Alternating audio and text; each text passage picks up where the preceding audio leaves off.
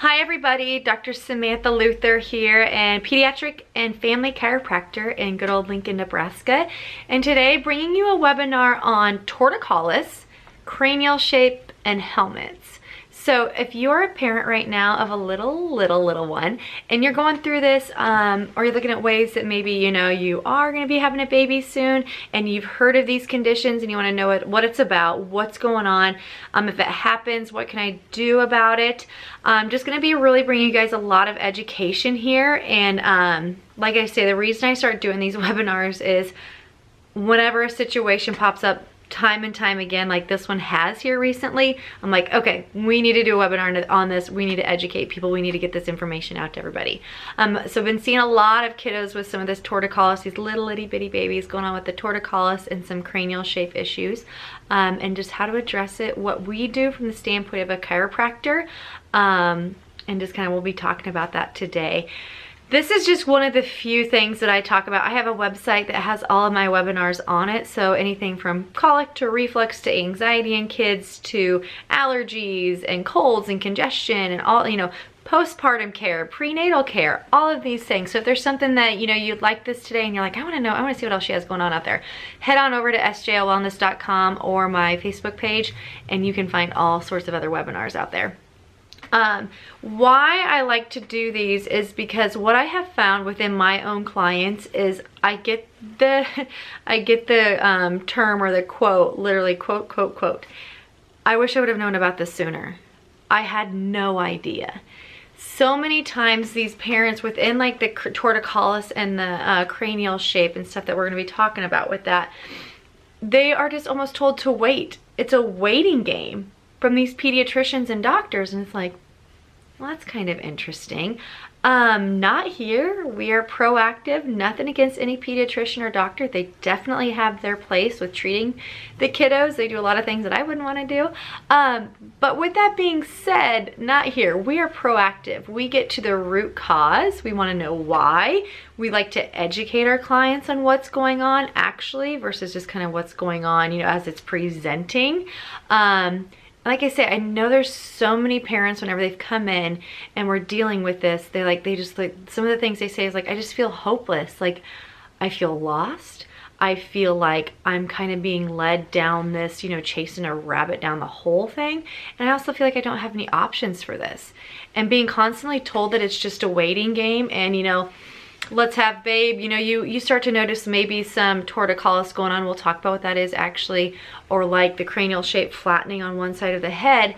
And you go in, and this starts to present maybe anywhere with torticollis very early, but even with like the cranial shapes, and this starts to come in about 4 to 6 weeks, if not sooner. And I've heard so many moms that go, and they tell us just to wait, oh, let's check him again or check her again in another 6 weeks. And then 6 weeks goes by, and then another 6 weeks go by. Oh, let's just see what happens again. Let's wait this out again. Let's see if things just kind of go as they should. Why wait when you can get help now is my thing.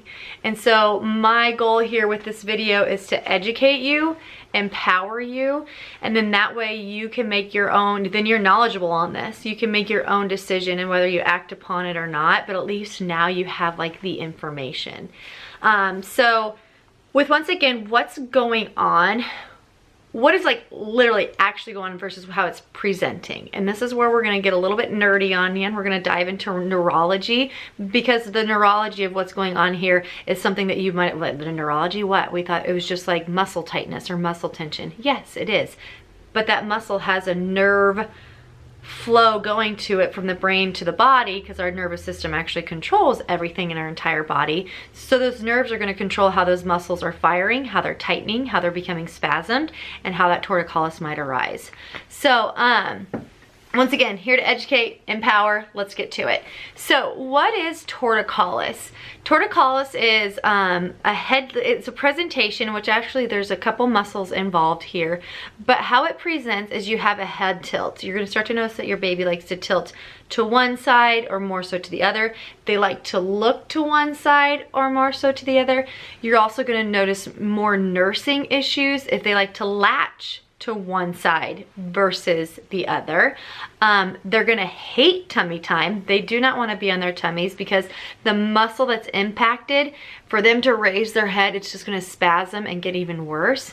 And they're also, and I bet there's a lot of parents out there that their kiddos hate car time, hate being in their car seat, screaming the entire time. How stressful is that for you, Mom and Dad? It's not fun. It's not fun at all.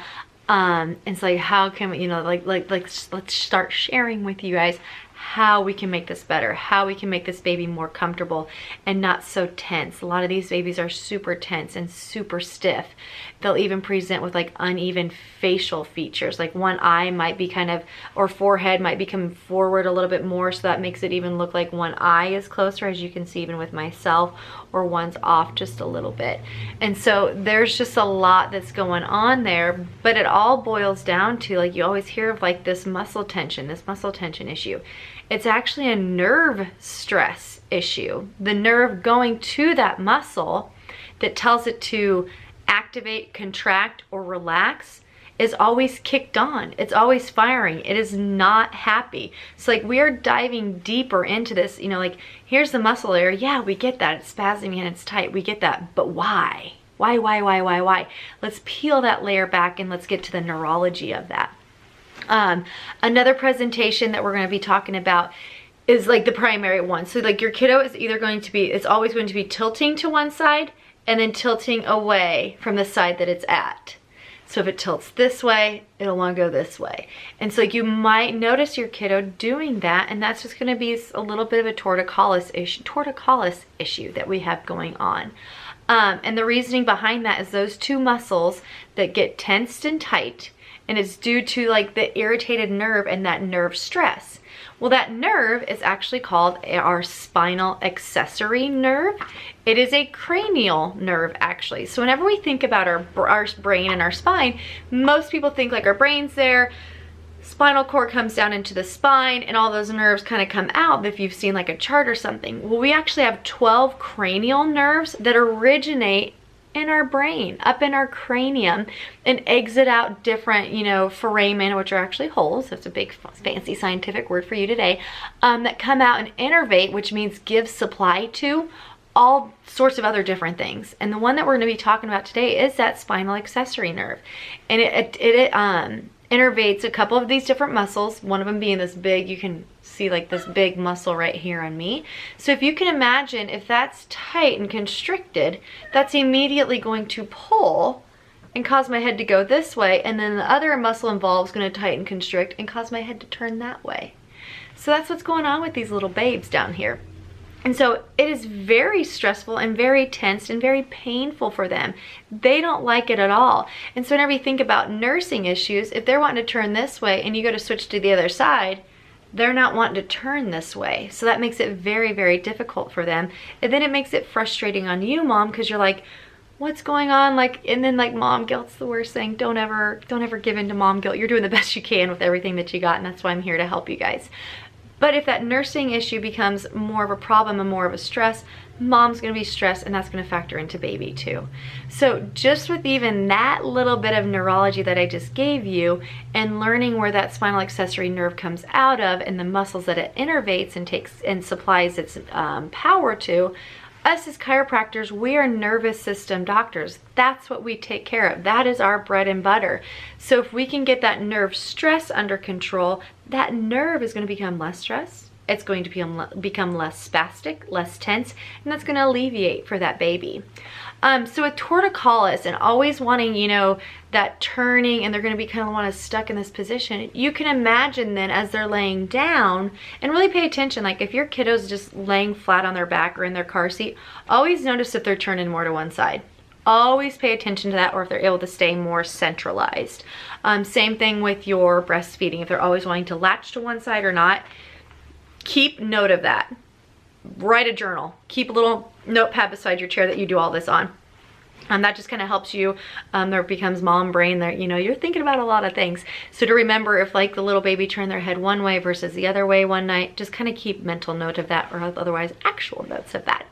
But with torticollis then, how the term, so like we're talking about cranial shaping now, and what we call plagiocephaly is whenever we get flattening of one of the cranial bones or the cranium, which is our skull, on one side. So once again, if we are tight on one side and turning to the other, and the baby's always resting its head more so on the, while they're on their back, that's going to cause that flattening of that cranial bone or the cranium back there on that side, which is a fancy term, is plagiocephaly. And so that's kind of how that starts to form and how those two kind of go hand in hand. So torticollis, plagiocephaly. How do we get this? Where did it start? What happened? Where's all this nerve stress coming from? Well, we like to, as chiropractors, as a pediatric chiropractor, I like to dive deep into the history with mama, and because all of this kind of winds down to stress. How much stress was the baby under? So you're thinking, okay, well, the baby's being carried by mom, you know, how much stress can they go through? Like stressful pregnancies. I have a client that she has traveled across the country. They have changed, her husband has changed jobs. She's gotten a new job. They sold a house where they were, rented for a while till they could move here, rented a house, and then moved into and purchased another house. Like all of these stresses while mama was pregnant with this babe. Okay, so many stresses. All that stress that mom goes through, baby's going through it as well. It's almost like they get it through osmosis. Like it just soaks into them as well. So we start to have stress on their nervous system there as they're developing. So it kind of gets a little pre-wiring going on there. Another thing too then is stressful labors or stressful births, how these children went through the birthing process. So the birthing process actually needs to take a little time. It doesn't need to take a lot of time because there's actually a lot of harm, and it's people, some women are like, oh yeah, it was a super fast labor. It's like I was only in there for like 2 hours. Well, that means that like that baby didn't get, you know, through the birthing canal at a pace that it was able to. Those cranial bones were able to, and as a baby, they're able to kind of collapse in to get through that birthing process, and then they spring back out once they're out and then find their way again. So if it was just a fast whoosh, they didn't maybe even get that springing in, and now the baby's, you know, cranial bones are just like this, and they're like, we didn't get that springing mechanism that we thought we're supposed to get. And it's like we're kind of still a little bit confused here. And then also with going through the birthing process, and this is just a quick side note, I love side notes, you can start to notice like with your kiddos that are here now, and just kind of where I take care of a lot of kids, I just like to put any little snippets I can into these videos. If you can think back with one of your kiddos that you have right now, and let's say they have a lot of issues, you know, with like ear infections, colds, croup, asthma and stuff like that. So whenever babies go through that birthing canal, we have that springing mechanism within the cranial bones. We have the same thing that goes on within our thorax, within our rib cage. So the cranium goes through, the cranial bones have sprung out and coming back together. Same thing with that thorax. It needs to kind of squeeze through that birthing canal as well. And so then like it squeezes through and then springs out as well. And so whenever that squeezing of the thorax or the rib cage happens for these babies, that actually like kickstarts their breathing, kickstarts their lungs, kickstarts that healthy flow of the breathing mechanism that those kiddos need. And so like that's another thing, like whenever I talk with parents, it's like, oh my gosh, like we're on the 3rd round of antibiotics for this cold, or we're on the 3rd round of antibiotics for these ear infections, or now they have asthma. So just kind of put that little mental note in the back of your mind there, that those are some of the issues that kind of come out with, you know, stressful births and hard labor and deliveries. So like the quick ones, the super slow and long and prolonged labor and deliveries are also stressful. And then again, C-sections. C-sections are a whole new ball game. They don't even get to go through the birthing canal. There's a lot of perks with going through the birthing canal, like we just talked about, the springing of the cranial bones, the springing of the rib cage, and then also just getting a good amount of flora, almost like their first kick within their immune system. They kind of miss out on all of that. So just kind of a little side note there. But going back, like with the birthing process, that being difficult, that's going to cause a lot of stress within these kiddos. That's going to cause that nerve stress that I keep talking about. And with these babies, and then how they might have been pulled out of the birth canal, if there needed to be interventions. We've all seen the videos of the way doctors actually kind of pull, twist, and turn to get those babies out. That is causing so much stress on their neck musculature. I can't even imagine. I think they've said that like the adult human could not endure that kind of stress and strain on their neck, the amount of pressure that a baby does going through that birth canal. So that immediately stresses that spinal accessory nerve.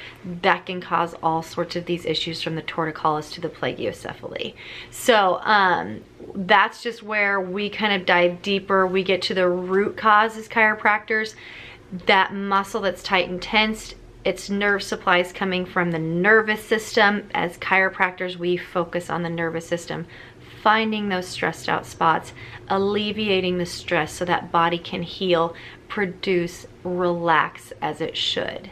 We'll get a little bit more into like the stress response and how the body does all of that here in just a little bit. Talking about like treatments that go on with the plagiocephaly, most of the time it's going to be those helmets. Be aware, most of the time this does start to show anywhere from that 4 to 6 week range that you might start to notice this with your baby. So just be on the lookout for that. With the helmets, they serve a purpose. You know, I'm not against them, and as chiropractors, I am more than happy to work with you through that process. If you decide to do the helmet, like getting chiropractic care for your kid even during, before, or even after, is just going to help that process go even better and go smoother and just help them overall. These helmets, they're having to be worn 23 hours out of the day for your little babe. That's a lot. That's a lot of time with that being on them. It can be super uncomfortable for them. Most of them do okay.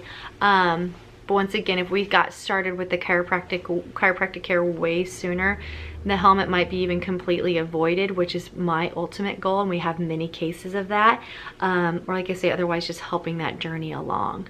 So with chiropractic care, you know, like I say, before, during, or after with the helmets, helmets just take, you know, and the sad part with the helmets is you get one to start with.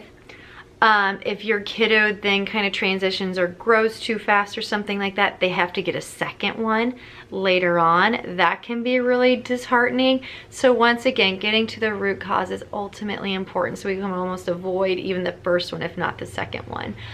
There's usually, they say, a 6-month cutoff for these helmets. You see them pretty, you know, early on. But once again, those helmets are almost just acting like as a band-aid versus getting to that root cause. We want to get to that root cause and actually fix the problem so the body can heal and adapt as it should. Getting to the chiropractic part, you keep saying chiropractic can help. How do you help? Okay, here we go. Within our nervous system and how we develop, so I have this really neat little drawing here. There's a word that we use whenever we're working with infants and little babes. We call it dural tension. So the dura mater, the dura so let me just start here. Okay, so we have this circle here, which is our brain, and we have this black line coming down, which is our spinal cord. And so then we actually have this protective outer layer that protects that spinal cord and the brain. Thank goodness, because we need it. And within there, you can see the squiggly line. Excuse me, nose itch. You can see the squiggly line of good old purple stuff, and you see the word CSF. That is cerebrospinal fluid. Cerebrospinal fluid helps cushion our nervous system, helps cushion our brain and our spinal cord. So then it almost has this major protective barrier. Because we need that protected. Cerebrospinal fluid also brings a great amount of nutrition to the nervous system, and just like I say, it's a huge protective barrier. And so with the dura, that is this strong, dura actually means, like, dura mater means tough mother. I think it's a Latin word, but it means tough mother. Yeah, because it's super durable, it's super tough. It's almost like this Kevlar, you know, type of material that protects our nervous system and that we need. But whenever the dura gets tight, tensed, and torsion, that's when we're going to start to have all of these issues with some of these little babies. And so going all the way up to, we have a connection with up in the cranial area and then way down low in the sacral area. And so like that's where the dura kind of makes an attachment to the spinal cord and to the nervous system. And so whenever that gets, and like maybe you've heard of cranial sacral therapy, but like there's a pumping mechanism from that top portion to the bottom portion that has this lovely pumping mechanism that allows that CSF to make its way through. Now, if that becomes tight, tensed, torsion within it, you can imagine the slowing of that cerebral spinal fluid is going to happen. You can imagine then like the tense and torsion feeling that this little baby's going to be feeling, because this actually encapsulates our entire nervous system. And as that is tight and torsion, it's just going to cause a whole host of issues, and then most of those being stress. And stress makes it stressed. And so we need to allow some relaxation and allow for some expansion to happen within there, because going back up to the plagiocephaly, if we have that encapsulates the brain up there, it needs to have that ability to contract and expand. And if it's tight and torsion, it doesn't have that ability to expand and help part of that flattening of that cranium to come back out into shape as it should. And so like we say, with the relaxation that we want to get within this dura, this is going to help calm that nervous system. And with calming of that nervous system, we're going to have that torticollis start to release. We're going to have the cranial bones start to shift in a manner and take shape as it should. We're also going to have better sleep with that. We're going to have better immunity for our kiddos. Our bowel movements are going to be better. And we're going to also have better growth and development. I had one client, her little guy doubled his size within 3 months just by working with him, because he was kind of failing to thrive. And so whenever we started working with him, because he wasn't getting the nutrients he needed, and if he did get the nutrients he needed, those nutrients were going to, feeding the stress that his little body was under and not going towards growth and development. And so once we can get the decreased stress within those little kiddos' nervous systems down, we get an increase in what we call as chiropractors, and not as chiropractors, it's part of our body. Once we decrease stress, we increase a system in our body called the parasympathetic nervous system, which is our rest, digest, grow, develop, all of these awesome things that kids need to do. Kiddos need to rest, they need to digest, they need to heal, they need to grow, and they need to develop. But if we have our stress response called our sympathetic nervous system always kicked on, going back from the birthing process, going back from mom's pregnancy, these kiddos might just be locked into the stress response that we don't want them locked in. If they're stressed, digestion's not going to happen. If they're stressed, growth and development's not going to happen. And that's not what we want. We want all of this other good stuff from the parasympathetic side to be happening. And that's what we do as those chiropractors, is finding where this nerve stress is within these kiddos and how we can alleviate it with the gentle techniques that we use. Especially as a well-trained pediatric chiropractor, there's a lot more training that goes on with being a pediatric chiropractor, and that's where I have those credentials, and that's where I can help like with these little kiddos. Because once again, with the torticollis and the plagiocephaly, this just isn't a cosmetic issue. This just isn't like, oh, they have shortening of, one side of the neck, or like, flattening of the cranium on one side. Our body is always trying to right itself. And what I mean by right itself, it's always trying to our eyes always want to be with the horizon. So with the kiddo with torticollis, they're doing this. Well, that's going to cause this shoulder to come up so we can kind of balance that back out. And look what that's doing to their posture and to the rest of their body, and what's going to cause a whole host of issues later on that we can completely avoid by starting this care so much earlier and getting this nerve stress out of their system. So that's kind of a whole host, a whole gamut of stuff that I kind of brought to you guys. But we just want to talk about how this happens, what's going on, getting that nerve stress, that tension out of those little babies' bodies so the body can relax, rest, and digest, heal, grow, and develop as it should. You might be wondering, well, how do you find out like where my baby's stressed at? We have amazing neurological scanning software here in this office, completely non-invasive, and it finds for us where this is at. and it lets us know how much stress this baby's under and where those parts within his body, his or hers body that stress is in, we apply our. And adjusting an infant or a baby is so far different from adjusting an adult. There's one analogy that I like to use, and I guess like jumping off the analogy real quick, I'll come back to it, is why I do these webinars and why I do these talks is because as a pediatric chiropractor, you are handing over your most precious gift. Here is this baby. You're handing it over to this person. You need to be able to trust them. And by developing that trust within you, I want to educate you. I want you to have as much knowledge as you can on a certain issue. If I haven't answered some things, please reach out to me. That way, whenever you become educated on a certain topic that's going on with your kiddo, you then feel empowered. You feel like you understand it a little bit more. You have a little bit of an idea whenever you go to a pediatrician or you go to a chiropractor's office, like, you have an idea, and there's nothing better than that. And then like with gaining trust, once again, you're handing over your most precious prize that you have. You want to be able to trust that person. And so once again, just putting all those things together, and that's my goal, is just to bring education, bring awareness, bring empowerment to you parents, so then you feel like you can trust and you feel comfortable and you feel like, yes, this is a step that we need to take. So once again, if I haven't answered anything, please ask any questions. But going back to that analogy, so adjusting a baby is so gentle, so specific. And the analogy that I use is I tell people, go grab a stick of butter out of the fridge, pull it out, put your fingertip literally on top of it. And this is the amount of pressure that we use, just enough till that butter starts to melt underneath your fingertip. That is as much pressure as we use with these little babies, because actually the less we do, the bigger the impact. It's just how their nervous system is wired. It's how they are functioning. So just wanted to make that quick little side note there. But once again, wanting to reach out to you guys because I've just heard the heartbreak. I've heard the hurt within a bunch of moms within my office that they go to a pediatrician, they go to their doctor with this, and they're just put off, and they keep putting it off, and they keep putting it off, and they're told to wait, they're told to wait, they're told to wait, and like baby might not grow out of this. Why aren't we taking care of the root cause and not just waiting, prolonging, and seeing how they're going to be in another 6 weeks? You have to live with this child who might be fussy, who might be crying, who might be upset. And what does that do to you? It makes you, it makes your spouse, it makes your entire family stressed and upset and sad and maybe feeling defeated.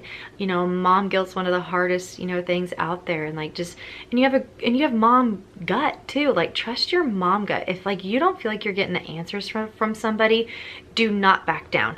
Push, ask, and don't be afraid to do that, okay? That's just like my one, like, ooh, go get them. Go get them on that, because you shouldn't just take those answers for what they're worth and just be told to wait. No, if that was me, I'd be like, no, I want answers. So I hope I've delivered some of those answers with you guys today.